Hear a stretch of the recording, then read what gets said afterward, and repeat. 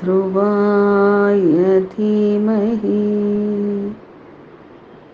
तन्नो परः प्रचोदयात्।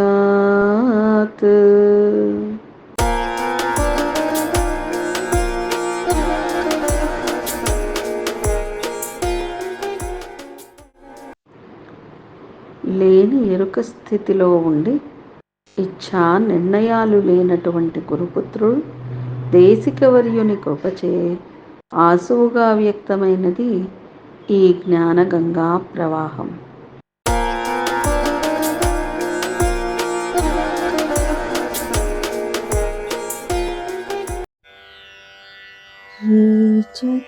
రేచకమావల కుంభకమున నిలద్రొక్కి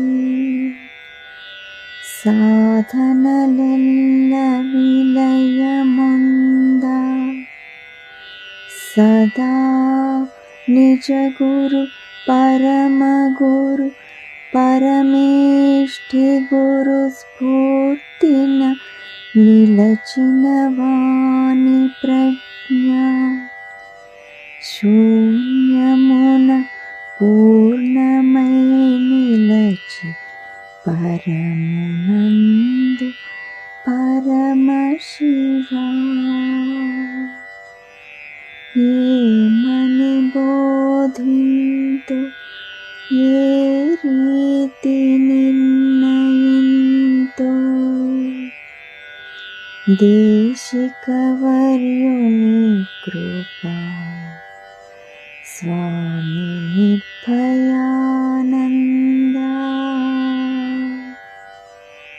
శరణు శరణు.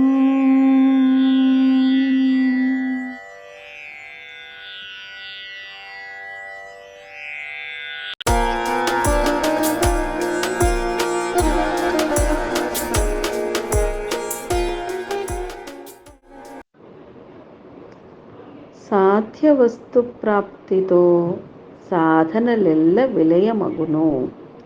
అది ఏ కేవల కుంభక స్థితి. ఈ పద్యములో రేచకమనగా త్యాగముగా చెప్పకనే చెబుతున్న గురుపుత్రుని నిర్ణయమును పరిగణలోకి తీసుకొనగా త్యాగమనంతరముండు కదలికలకు తావులేని కుంభకమున సిద్ధి ప్రాప్తించును అన్నది నిర్ణయం. ప్రాణ గమనాగమనములతో సహా సమస్తమును గురుపుత్రుడు త్యాగమునర్చగా గురువు చేతిలో పనిముట్టుగా గురుపుత్రుడు తాను లేనివాడై తన ప్రజ్ఞ శూన్యమైనదని తెలియజేయుచున్నాడు.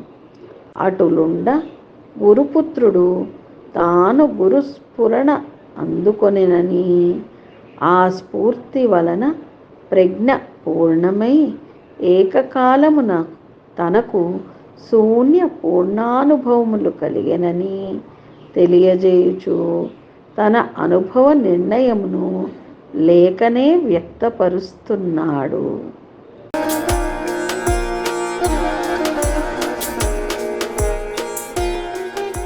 సాధనాంశం.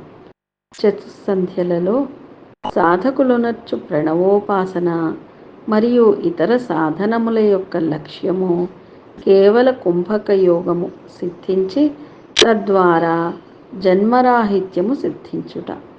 సాధకునికి సాధన మరియు సాధ్యములపై నిర్దుష్టమైన అవగాహన కలిగి ఉండి సిద్ధవస్తు ప్రాప్తిని లక్షించవలెను అన్నదే ఇందలి సాధనాంశముగా స్వీకరించవలెను.